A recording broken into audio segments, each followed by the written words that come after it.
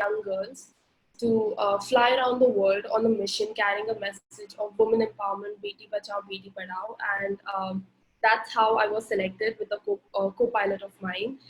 And our journey began in a very small plane, which is basically called an LSA.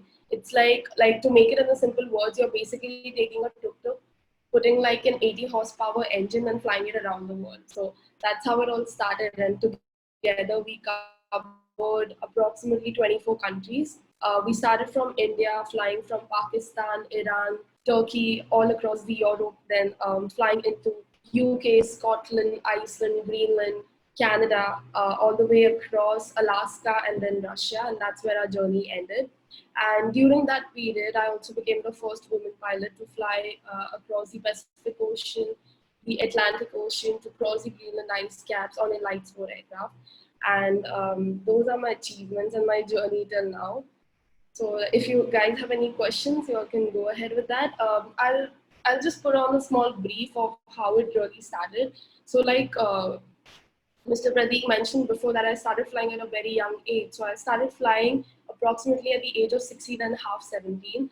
And after completing my 12th grade, the first thing I got was I got into flying school and I started flying airplanes because just like every other kid, 8, 7-year-old kid, it was my dream to become a pilot. And it all started when I was traveling from Cochin to Bombay, and it was an Air India flight, I clearly remember. And that's the first time I ever saw a pilot in my life, and it also happened to be a female pilot. And looking at her confidence, looking the way she walked and her uniform, I just fell in love with that aspect of life. And since then, my dream began, and I guess I'm still living my dream. You guys can go ahead with the questions if you all have.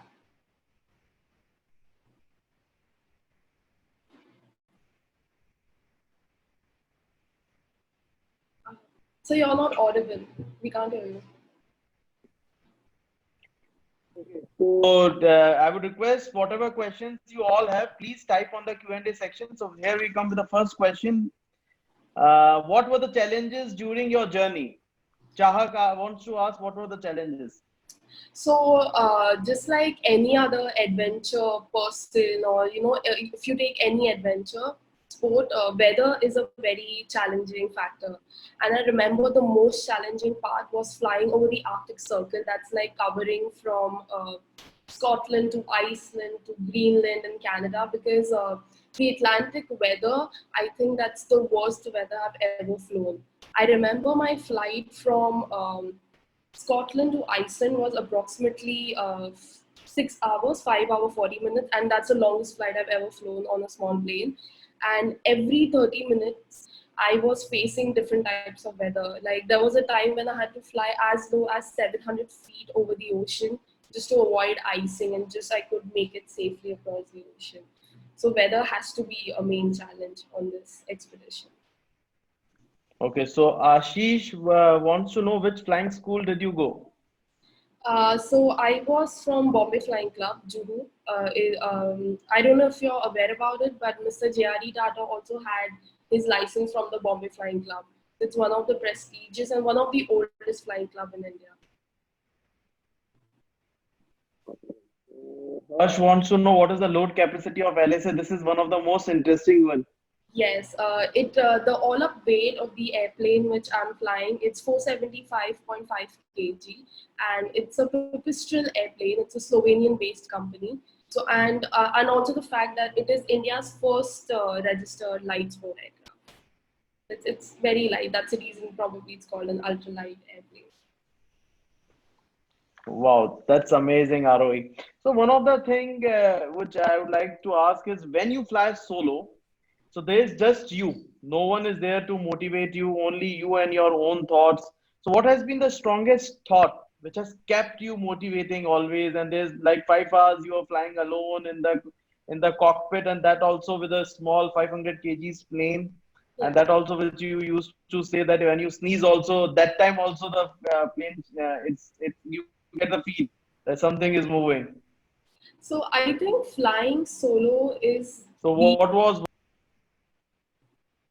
So I think flying solo is one of the best part because you are all by yourself, and the most important thing is that you're not really responsible for someone else's life.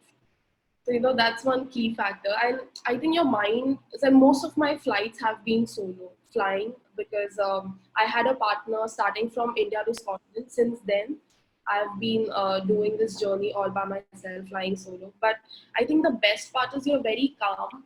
You're not really into many thoughts because you're living in the moment. Like, can you imagine flying in an airplane approximately 5,000 feet and watching those massive oceans and beautiful ice mountains? It's like, in one word, it's just calm, and you're just ready to take on any difficulties if it occurs that time. So it's always the dream of like in youth, like from my childhood, if I remember, whenever you used to see a plane, whenever you used to see a pilot in a uniform, so it's always used to fascinating. I also want to be the one. I also want to be the one. But it all just lack of knowledge, or we don't know how to get it done at that Yes, age, that time.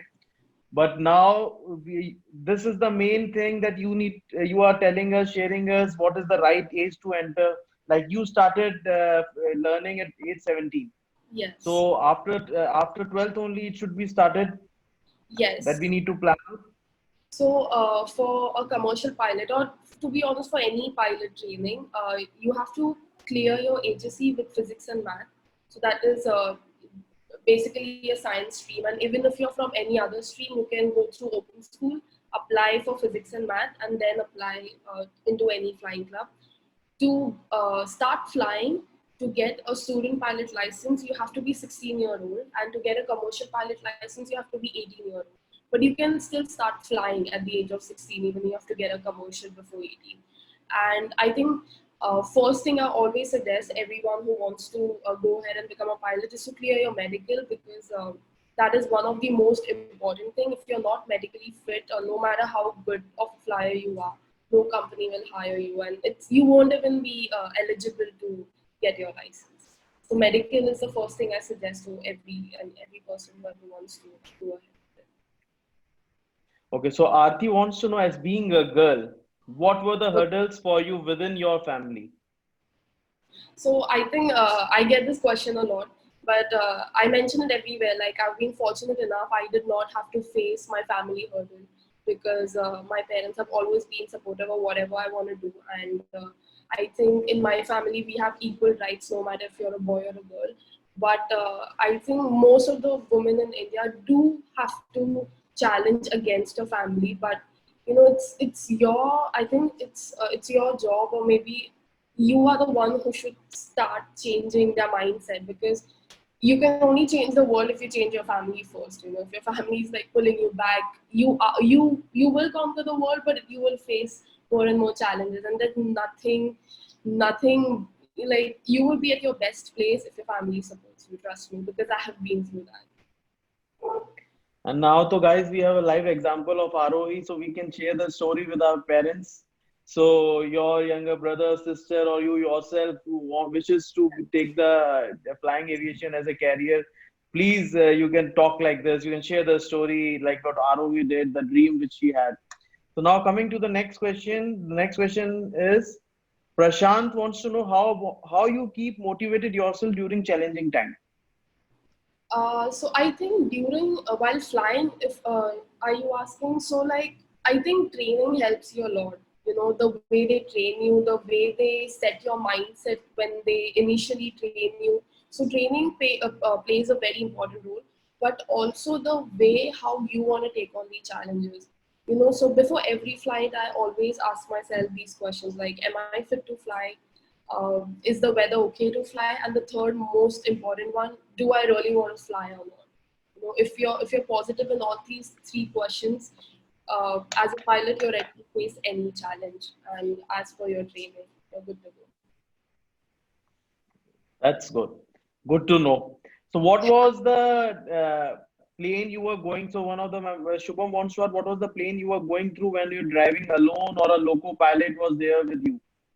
So, it was just a 500 kgs of. Most at the time, yes. So in the beginning, I had a co-pilot from India to Scotland.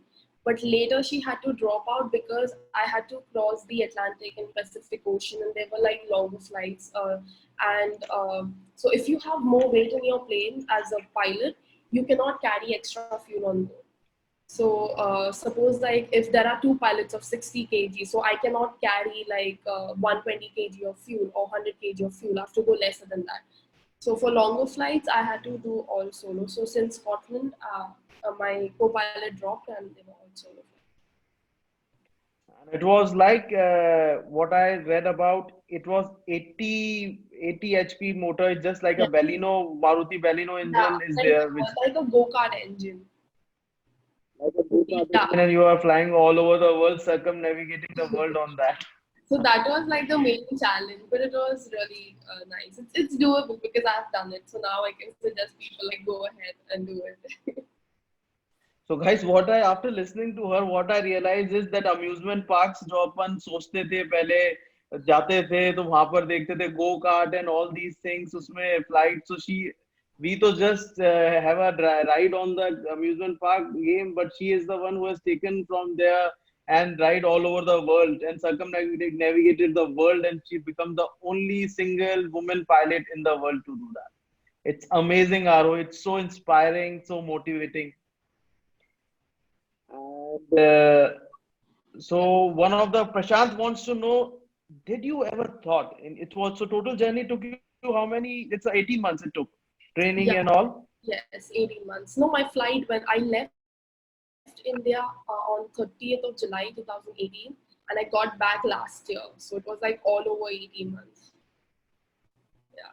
So did you ever thought of quitting by any chance I in think every day, between? there was every day there was a moment where I thought, let's just pack my bags and go back home. Because it's not only just flying challenges. It was the first time I left my home all by myself. Before that, I used to go for holidays, but with friends or with family or with siblings. But it was my first time all by myself, and there are so many other problems other than just flying. Like there are eating, there are no proper things to eat. I don't cook, so I had to survive on restaurants and hotels and Airbnb chefs. So every day I used to have this small breakdown, like I want to go home, but then again, because I say it on most of my chats or talks wherever I give, like, even though my achievements are solo, but the preparation for it wasn't, because there was an entire team working on it, a really hard working team who was depending on my every flight, and they were preparing hours to make each and every flight possible. So I think when you have so much of responsibility on your shoulder, and like people are looking up to you, and they want you to go ahead and continue this flight, and I think that's what keeps me going, the responsibility. So to the audience who are listening, I would like to share one thing. The discipline, the dedication, what Captain has is amazing. She is in a high fever right now. But once she is committed, she is committed. She can't change that. So that is one of the things we all should learn from her. In spite of being in high fever, she is sitting in front of you and there to inspire us all. Thank you, Arohi. We salute you for this. Thank you so much. Okay. So one of the question, Alok wants to know, can you tell me about the process and training to become a pilot in brief? So both you can just share how. So I'll tell you how I started. So after completing 12, this was back in 2015 when I started flying, and I don't have any aviation background. Like, I'm the first pilot in my family. So, for me, it was all Google. All Google. Like, I used to Google, I started from 11th itself. I started Googling requirements to be a pilot, medical conditions, and everything. But after 12th, I first thing I did was got myself into a flying club, which is Bombay Flying Club. But like, I would suggest go and do your medical first, because I have seen a lot of people who have started flying, and like they have flown for like 40 hours, 50 hours, and let me tell you, 40 hours, 50 hours is 2 lakhs, approximately 2 lakhs amount of fees. They have already paid 2 lakhs, flown that many hours, and they have failed their medical. So वो 2 लाख तो गई, time भी गया और medical भी fail हो गया. So the most important thing I always tell everyone is to go and clear your DGCA class 1 and class 2 medical. Apply yourself into any flying club, and the paperwork is not really difficult right now because the flying clubs are really helpful. They complete all your documentation and send it to the upper authority, and that's it. It takes you at least 1 year for the examination. There are 4 papers, which is air meteorology, which is about the weather; air navigation, which teaches you how to take your plane from one place to another. Then there's air regulations, which teaches you about all the air laws and laws of Indian country and all over the world. And then there is a technical paper which you have to specifically clear for the aircraft you fly. And yeah, these are the papers. It will take you approximately 1 year for that. And flying will take you 8 to 9 months. So the overall process will take you approximately 2 years to be on the safer side.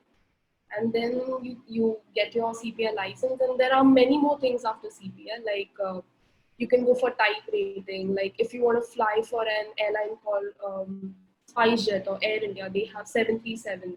So you can go ahead with the further training of 737, or if you want to fly for Indigo or Goa, you can go ahead with the training for A320. So it's really wide. There are a lot many things to do in aviation, not just commercially.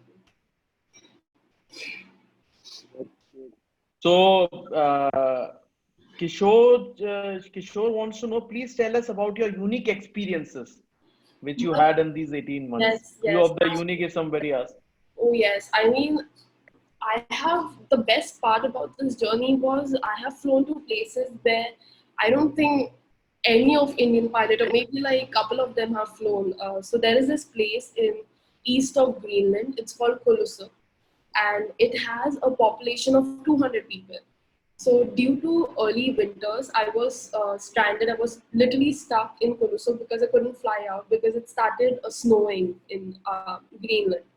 So I was there for 21 days, and I remember there was a time when I had to go and get a body wash for myself because the hotels are really tiny. It's like very small bunk beds. With the with a shared bathroom. Like it's like living in Arctic basically. So I remember I had to get a body wash, and I had to take a ferry. Like not even a ferry; it was like a fishing boat. So I hopped in with a couple of local fishermen. I went to another island. It was like a 45-minute boat ride. I saw whales on the way. I saw puffins on the way. And I got back again just for like one bottle of body wash. I had to travel 45 minutes back and forth. But that was one beautiful experience because I think that was the first time I saw a whale, and it was beautiful. It was massive and it was beautiful. So that's one of the experience. It's always close to my heart. So just listening to you at the age of 23, the I'm able to order. Okay, just listen to your story. It sounds like more all like what we all dream. एक छोटी बच्ची थी, उसका नाम आरोही था, जिसका मतलब उड़ना लिखा था. So she thought of कि मेरा नाम आरोही है, इसलिए मुझे उड़ना ही है. And then she dreamed of becoming a pilot. And that's very true. Alone you can. It's solo you must be, but it's all teamwork from your family, from your teachers, trainers, everyone. Alone, you can't do anything. It's when you all are together, then only one person can perform. Yes, I think your So company one of matters. the questions, The people you be with the positive people, the people who encourage you, and I believe that you always need to have that one person who you look up to, not to praise him or anything, but you should have that one person in your life who you really want to chase. So that's what keeps your life very interesting. amazing. So Pradipta wants to know what was the feeling when you first took off independently? Oh, so it was great. So I have had solo flights before this expedition, but so the first time I took over the Atlantic Ocean was my first ever flight over any ocean, and the feeling is really. I don't clearly remember how it was, but I think I was just smiling. I was admiring the view, and the best part that happened to me as soon as I took off, I saw a huge rainbow on my takeoff path. And I think that just lightened up my mood, and that just made me happy. So that was a good Yeah. signal given by God to Arohi that you are going in the right direction. So I would like to ask, while you were flying there for 5 hours, like one of the person also asked, what is the flight duration maximum? So it is 5.5 hours, which you can fly in the Mahi. So we have not discussed, talked about Mahi also. We'll take it now. So before that, have you ever started talking to Mahi also while you were there in the cockpit? So I think after a certain amount of time, you build that relationship with any machine or any engine. Like no matter if it's a car, if it's a bike, or if it's an airplane, you tend to build that connection because when Mahi was on ground, there were lot many people who were working on her. There were technicians, there were ground staff, there were engineers, and there were other pilots, and stuff. But when we were flying, it was just two of us. Agar kuch hua, we know that it's just two of us who will save each other's life. So you tend to build that connection, and sometimes you're like, as there was a time when I was like, Mahi, you need to chill. I know weather thoda kharab hai, but itna fudak mat, thoda aaram se chala. There are like little jokes we used to have. That's amazing and so good to hear that because without emotion, without there's nothing is That's you true. can do. You need to have a Emotions connection. are. Yes. Divyansh wants to know what are the expenses incurred in your school. So it is aviation do come on a little bit on expensive side. Like to give like an approximate amount, it's up to 30 to 35 lakhs for your entire training. But now the government has started giving loans, and you can apply through central board. They give scholarship. I am aware about one flight school. It's called Indira Gandhi Udan Abhiyan, which is in Bareilly, UP, and they give scholarship. And yeah, now it's easily accessible. Where compared to 10 years back, it was not really that easy getting loans for flying, but now it's easily available. So Alok wants to know after medical checkups from where I should prepare for CPL examinations. So usually you do get classes in your flying club. So if you have joined a particular flying club, like for example Bombay Flying Club, they will give you ground classes. But the fact is that if what if you're not from Bombay? Like I was from Bombay, so I could go and attend those classes. But most of my friends were from Delhi or Jaipur or Gujarat, Ahmedabad, different parts of India. So they usually take up classes, maybe online classes, or they go to like aviation academy, which are like all over the world. You just have to Google and you'll get it on your screen. But I would suggest like go and take up classes because it's easier to learn something from who's already studied, and it's easier to grasp that knowledge because um, when you go into any flying club, you will start from zero. You don't know how to fly an airplane. You have to go there and learn about all the physics and about the engine, about the aerodynamics, about the weather, about the regulations. So I would suggest to go and take classes. It will make your life easier.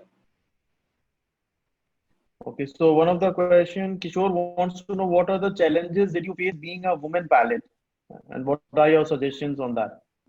I think, according to my experience, I haven't really faced any problem being a woman pilot because in any airline or into any company, they hire you depending on your qualification. Like online, they will put up you need to have particular hours, you need to have particular license, you need to have particular requirements, you should be medically fit, and if you fit in that requirements, you're good to go. So I think pilot is one of the profession where you don't really face that gender inequality, according to me. So I've not really faced any of these problems yet. But I won't say it's going to be easier because being a woman pilot, people look up to you. They want you to do a little bit extra than what men do. But I think that's in every field. Okay, so one of the question which comes is what is the message you want to share for today's young generation? As you are the one of the top 10 youth icons when we see into the 2019. So I'll just share like a personal experience. So for me, failure is very important because in every aspect of life, since I've turned like into teen, I've been failing in whatever I'm trying.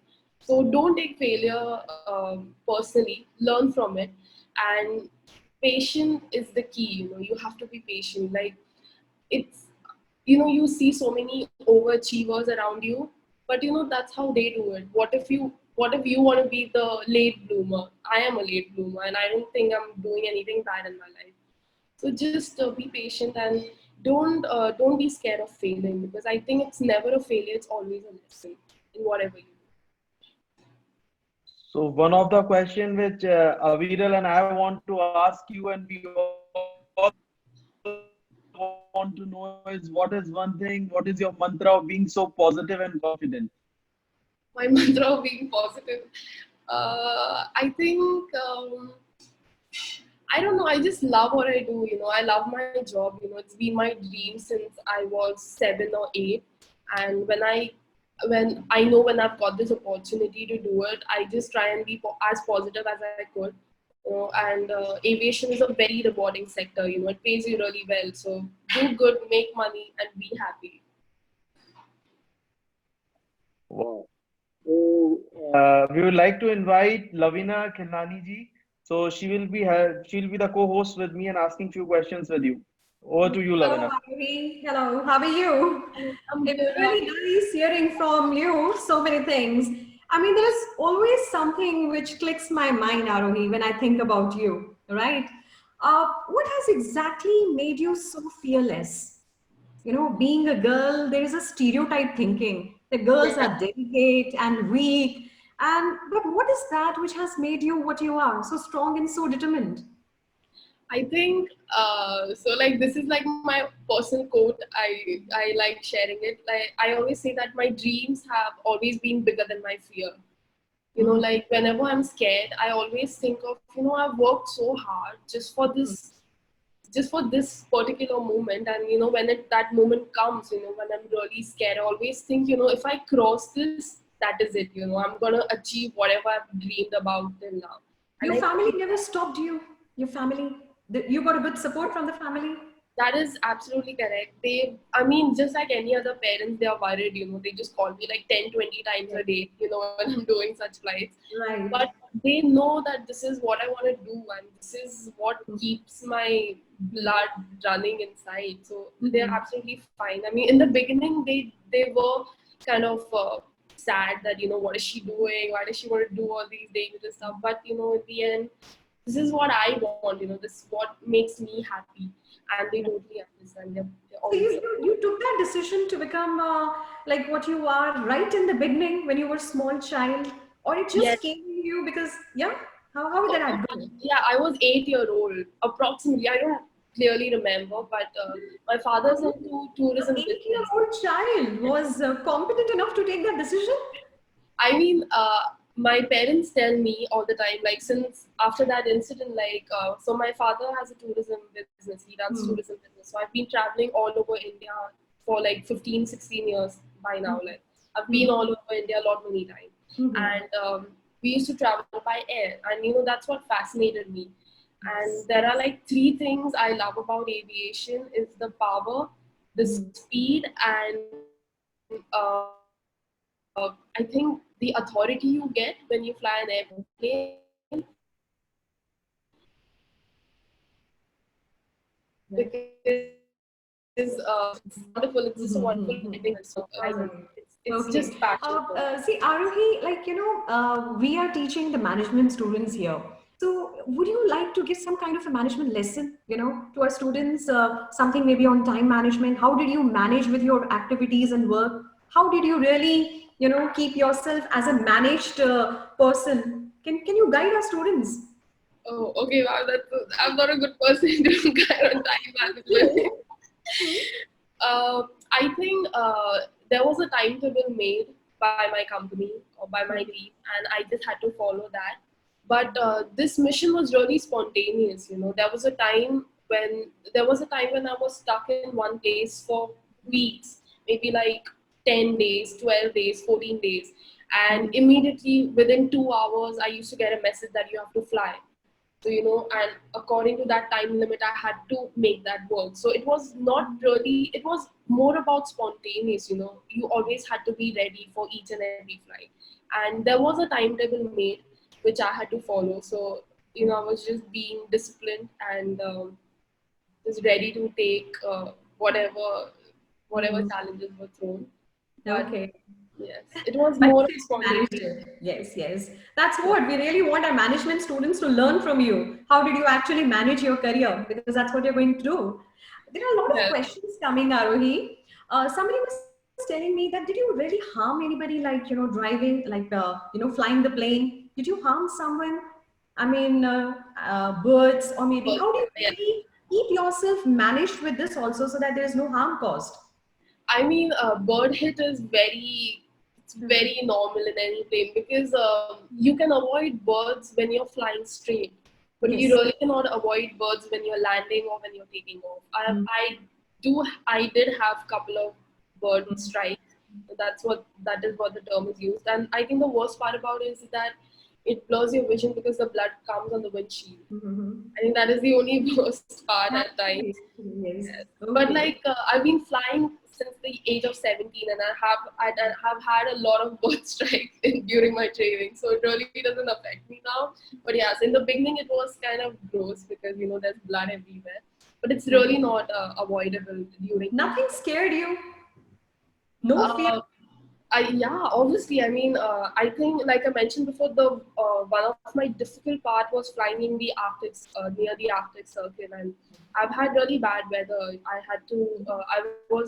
There were times when I was flying extremely low just to avoid aircraft icing, and then I have faced a lot of turbulence, which basically hits your head on the rods in the airplane. I've been through that. But like when you're in trouble, all you do is fly your airplane. There's a quote like never stop flying an airplane. Because Mm-hmm. if you do, you're gonna die anyway. Mm-hmm. Okay. My students are asking you here, who is your biggest inspiration or the driving force? So I think my inspiration, they keep on changing all the time. So I'm the kind of person, like if I meet someone who's Mm. really charming, who I love particular things about that particular person, I'll pick up the good things. So like, Wonderful. yeah, so like if I meet someone and I like the way they express their feelings, I will pick that particular thing from that person, and then my inspiration will be different from Mhm. a different person. But I think my all-time inspiration has to be Mr. Ratan Tata. That's really good Globally, that you keep on taking good things from people you meet. yes. Okay. But your job is a very stressful job. So how do you manage with the stress? It's I think after a particular time you get used to it. I mean, the first thing I tell everybody who ever wants to be a pilot is say goodbye to your social life because you're not going to have any. The schedule is really hectic, Mm-hmm. and Okay. yes, but then like I love flying. I love what I do. I go to different places. I have tried so many different kinds of cuisines. I've visited 24 countries by now, and every flight is different. Every flight teaches you something else. So it's just Arohi, motivating. Arohi, being a female, did you ever think about what is going to happen next? You'll having a lot of responsibilities in your coming time. How will you really cope up with that? Have you actually designed some strategy? I What? haven't really. Like I have had a thought or two about it, but then I always hope that I get a supporting family in future. That's all I Yes, can. actually, my students here, they're really asking this question. Please ask Arohi ma'am that how is she going to cope up with the responsibilities, because her timings and schedule is going to be so fluctuating, right? So how would you really manage with it? But then there are again, like I know so many women, who are like grandmothers now. They are like 55, 53, and they have managed all their lives. And they just say one thing that just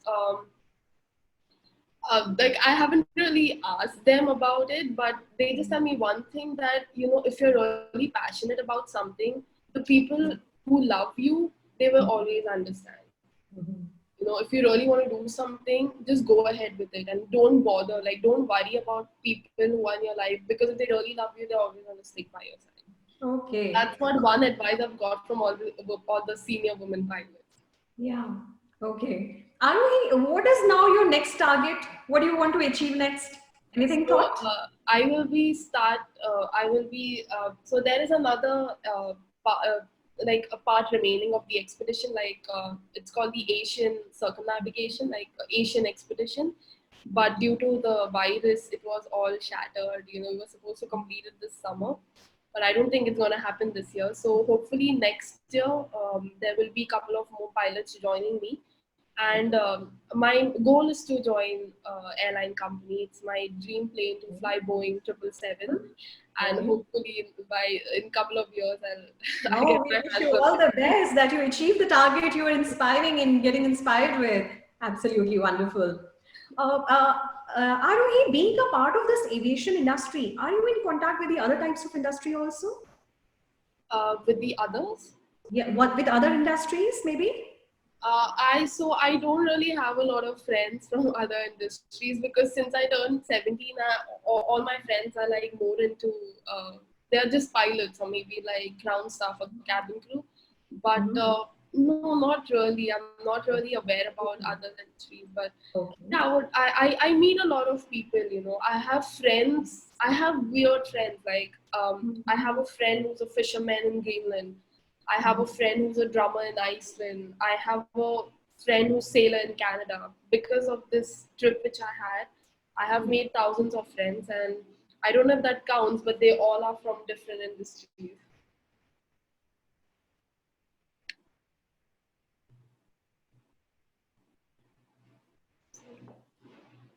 Okay, so there was some, I think, technical issue with ma'am. Okay.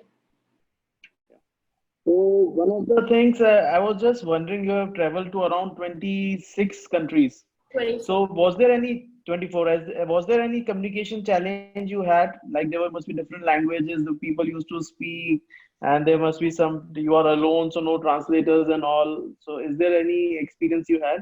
Would love to I share? think every country have their different accent, and no matter where you go, no matter how good English you speak, you're gonna have problem. But hand gestures they always work, and I think the difficult time I had was in Russia, but luckily I had a navigator with me, so she was really helpful with me during flying and when I was on ground. But yeah, language plays a very big role. But again, the people are so nice around the world, just so warm. They also like if you really want to talk to someone, you could just use your hands, just throw some gestures, and they're really sweet in actually replying, like giving you time and understanding and replying back to you. Wow, amazing. So one question which comes, what is the best moment that you achieved till today, which you will remember? There are so many. I think well, maps that was of my life. Because by till now it has been the most difficult flight for me because I had limited fuel, I had limited oxygen, and 8,000 feet on that small plane, and that is one of the achievement I take, which tops my list right now. So how does it feel that when some other planes are crossing in front of you, going up and down? So what kind of feeling you feel when some Boeing 777 and all are flying along with you? So the problem is they fly really high. They fly like 20,000 feet. I don't even see it, but sometimes I remember I was in Iran, and that time I had a co-pilot with me. My co-pilot was Kider in the beginning, and we were flying, and all of a sudden we heard Air India call sign talking to us, and we had a sweet chat with them. We passed on our regards to the captain and the crew and the first officer. So I've had those sweet moments talking to Air Canada, talking to Turkish Airline, talking to Air India, and everyone is sweet. They always reply. Wow, amazing.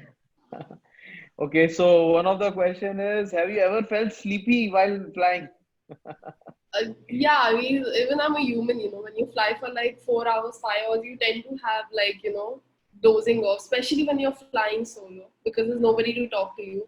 But I think yeah, like you keep clicking pictures. That's how I keep myself awake, or maybe like I put on a little bit of music on loud and I listen to it. Those are the tactics I use just in case I feel sleepy.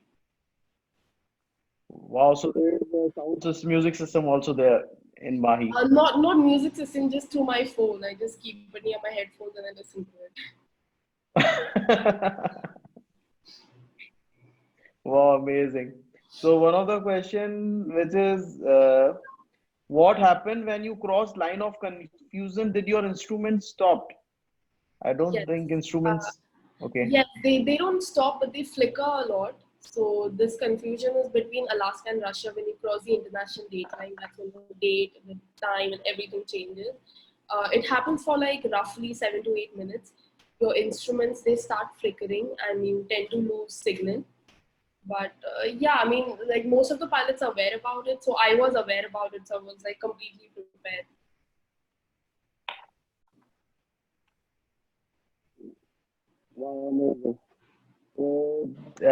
Questions are a lot. Then how you manage with difficult situations when you're flying at 5,000 feet. So from the ground level, people can see your Mahi flying Yes. 5,000, 10,000 feet. I mean, it is visible, but Mahi is white in color, so it actually camouflages with clouds and sky. So it's not really that visible, but with if you're flying an airplane at 5,000 feet, 4,000 feet, it's quite visible to a naked eye.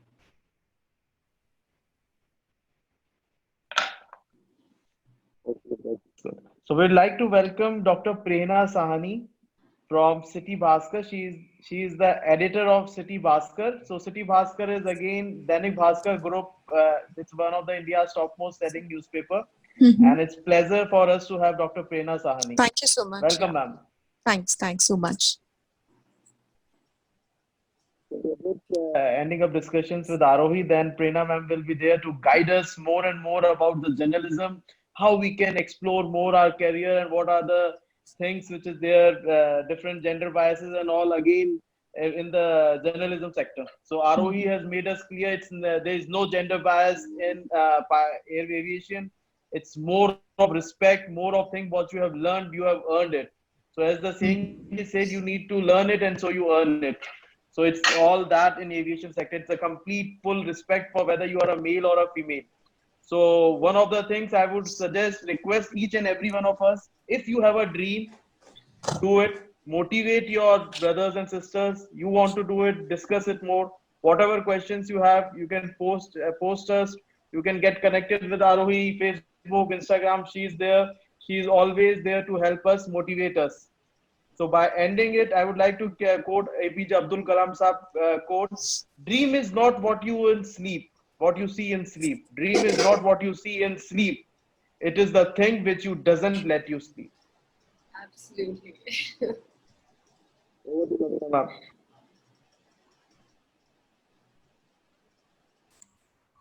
Okay, so thank you, Arohi. Thanks a lot. It was pleasure talking to you all. So all the audience on the chat box, you can say thanks to Arohi. Thank you, sir. Thank you, Prateek sir. Thank you, Lavina ma'am. It was great. Thank you, ma'am. Thank you, Mamarogi. Thank you, ma'am. So Thank you. much.